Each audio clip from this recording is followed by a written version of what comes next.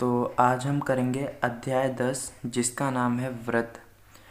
तो इसका आज हम इंट्रोडक्शन पार्ट करेंगे और इस वीडियो में हम जानेंगे कि व्रत क्या होता है, त्रिज्या क्या होती है, जीवा क्या होती है, व्यास क्या होता है, छेदक रेखा क्या होती है, स्पर्श रेखा क्या होती है, चक्रीय चतुर्भुज क्या होता है। इन सब चीज़ों के बारे में हम जानेंगे। ठीक है,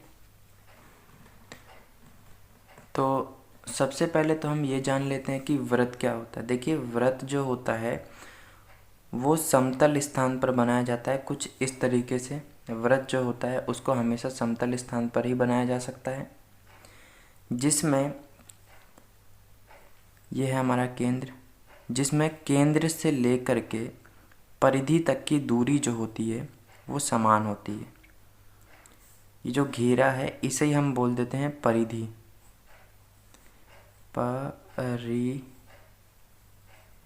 परिधि। और ये है हमारा केंद्र।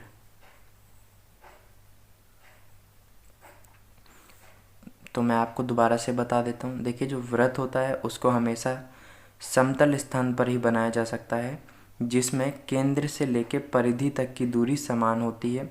चाहे आप यहाँ से देखिए, चाहे आप यहाँ से देखिए, केंद्र से लेकर परिधि तक की दूरी समान होती है। केंद्र से लेकर परिधि तक की दूरी समान होती है। केंद्र से लेकर परिधि तक की दूरी समान होती है। ठीक है, और ये जो परिधि है ये बहुत सारे अनंत बिंदुओं से मिलकर बनी हुई है। अनंत बिंदुओं से मिलकर बनी हुई है ये परिधि, जिनको गिना नहीं जा सकता। ठीक है ना। तो इस तरीके से आपको समझना था व्रत। अब हम देखते हैं कि त्रिज्या क्या होती है। व्रत आपने जान लिया, व्रत क्या होता है। अब हम समझते हैं कि त्रिज्या क्या होती है। देखिए, जैसा कि आपको पता है ये होता है केंद्र। मैं दोबारा से आपको बता दे रहा हूँ, ये होता है केंद्र, और ये जो घेरा होता है इसे बोलते हैं परिधि।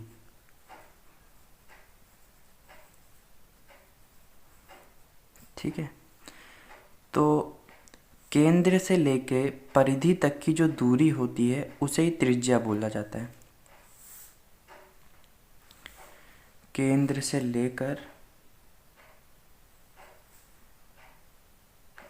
लेकर परिधि तक की दूरी जो होती है उसी को बोला जाता है त्रिज्या।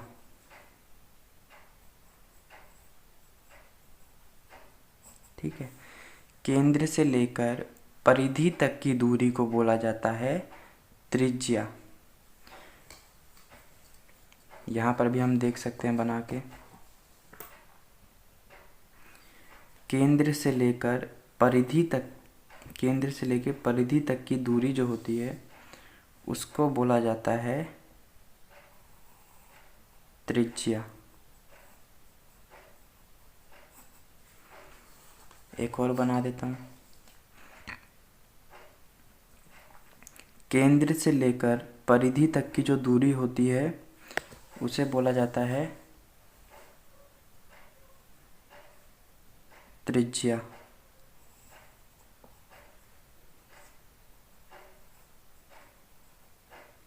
ठीक है, तो आपको समझ में आया होगा त्रिज्या क्या होती है। तो हमारा त्रिज्या हो गया। अब हम समझते हैं कि जीवा किसे बोलते हैं। तो अब देखते हैं कि जीवा क्या होता है। तो अब हम समझ लेते हैं कि जीवा किसे बोलते हैं। देखिए, ये व्रत है। व्रत में परिधि पर कहीं पर भी दो बिंदुओं को जोड़ने वाली जो सीधी लाइन होती है उसे बोला जाता है जीवा। जैसे हम, ये परिधि है, परिधि पर कहीं भी दो पॉइंटों को, जैसे ये मैंने एक पॉइंट ले लिया, ये मैंने एक पॉइंट ले लिया, दो पॉइंटों को जोड़ने वाली जो सीधी लाइन होती है उसे ही बोला जाता है जीवा।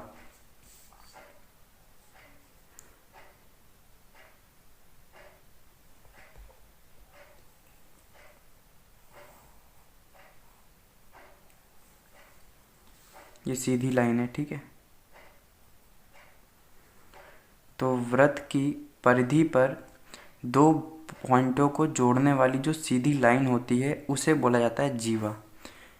कहीं पर भी आप ले सकते हैं 2 पॉइंट परिधि पर कहीं पर भी आप 2 पॉइंट ले लें और उसको जोड़ लें।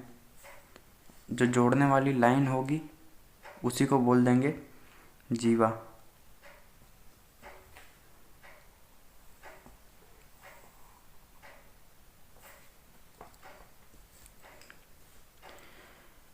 वृत्त की परिधि पर दो बिंदुओं को जोड़ने वाली जो लाइन होती है, जो सीधी लाइन होती है उसी को बोल दिया जाता है जीवा।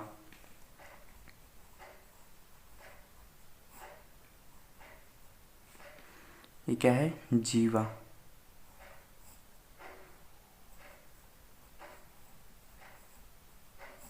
और अगर ये जीवा इस केंद्र से होकर गुजरे, अगर ये जो जीवा है इस केंद्र से होकर गुजरती है,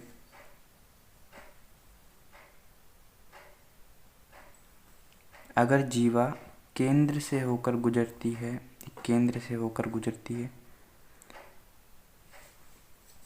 तो ये जीवा व्यास हो जाती है। क्या हो जाती है? व्यास। अगर जीवा केंद्र से होकर गुजरे तो ये व्यास हो जाती है। चाहे आप यहाँ से देखें,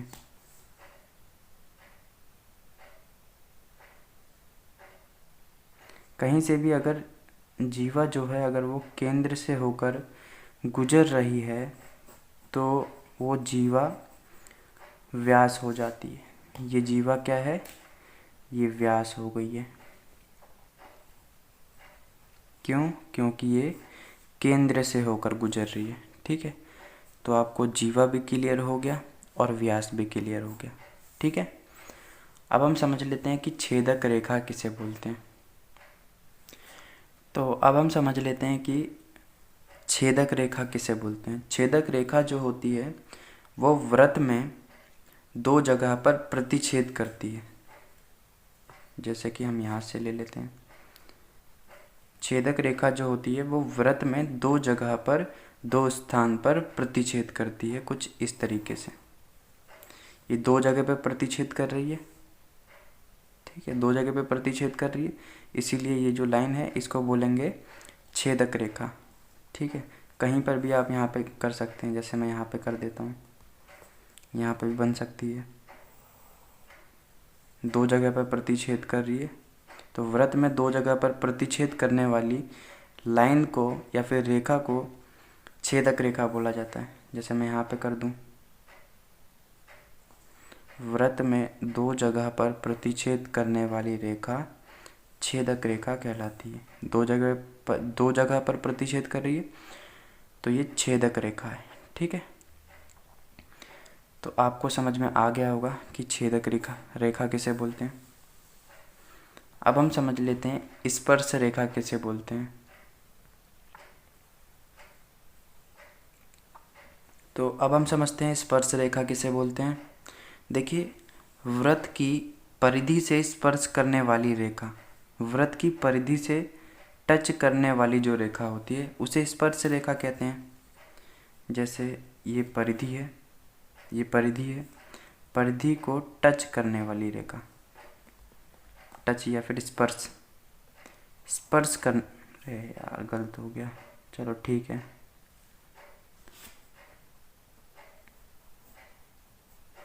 स्पर्श करने वाली रेखा क्या होती है? स्पर्श रेखा।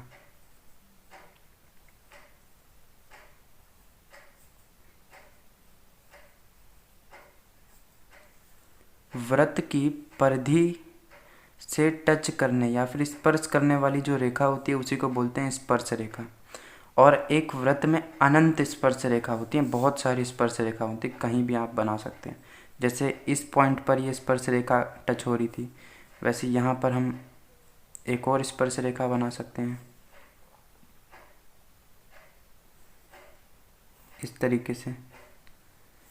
एक और स्पर्श रेखा यहाँ पर बना सकते हैं।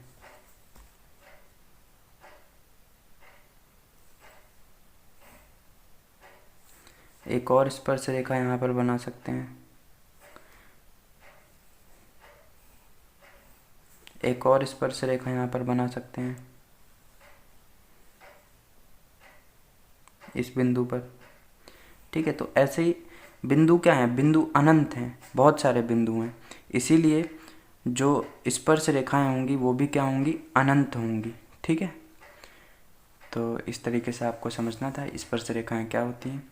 स्पर्श रेखाएं क्या होती हैं, वृत्त की परिधि पर स्पर्श करने वाली रेखा को स्पर्श रेखा कहा जाता है, जो कि अनंत होती हैं, बहुत सारी होती हैं, गिना नहीं जा सकता। ठीक है, तो आप समझ गए होंगे स्पर्श रेखा किसे बोलते हैं, तो स्पर्श रेखा भी हो गया हमारा सही। ठीक है, अब हम समझ लेते हैं कि चक्रीय चतुर्भुज क्या होता है। तो अब हम समझ लेते हैं चक्रीय चतुर्भुज किसे बोलते हैं। देखिए, वृत्त के अंदर बनाया गया या फिर वृत्त के भीतर बनाया गया चतुर्भुज चक्रीय चतुर्भुज कहलाता है। वृत्त के भीतर बनाया गया चतुर्भुज चक्रीय चतुर्भुज कहलाता है, क्या कहा जाता है। जैसा कि आप इसमें देख सकते हैं चित्र में, वृत्त के अंदर बनाया गया चतुर्भुज चक्रीय चतुर्भुज कहलाता है। बस आपको इतना ध्यान देना है कि ये जो चतुर्भुज है, इसके जो कोने हैं, ये कोने यहाँ परिधि से टच होने चाहिए, यहाँ परिधि से टच होने चाहिए। ये चतुर्भुज के कोने परिधि से टच होने चाहिए। ऐसा नहीं कि आप ऐसे बना सकते हैं, ऐसे नहीं बना सकते। ये जो कोने हैं चतुर्भुज के, ये यहाँ परिधि से टच होने चाहिए, ये कोने परिधि से टच होने चाहिए, ये कोने परिधि से टच होने चाहिए, ये कोने परिधि से टच होने चाहिए। ठीक है, तो चक्रीय चतुर्भुज क्या होता है, वृत्त के भीतर बनाया गया चतुर्भुज वृत्त के भीतर बनाया गया चतुर्भुज चक्रीय चतुर्भुज कहलाता है। ठीक है, तो चक्रीय चतुर्भुज भी आपका क्लियर हो गया। और इस वीडियो में हमने सीखा वृत्त क्या होता है, त्रिज्या क्या होती है, जीवा क्या होती है, व्यास क्या होता है, छेदक रेखा क्या होता है, स्पर्श रेखा क्या होता है, चक्रीय चतुर्भुज क्या होता है। ठीक है, तो ये वीडियो आपकी यहाँ पे ख़त्म होती है। अगर आपको ये वीडियो अच्छी लगी हो तो इस वीडियो को लाइक शेयर और चैनल को सब्सक्राइब कर देना। वीडियो देखने के लिए थैंक यू।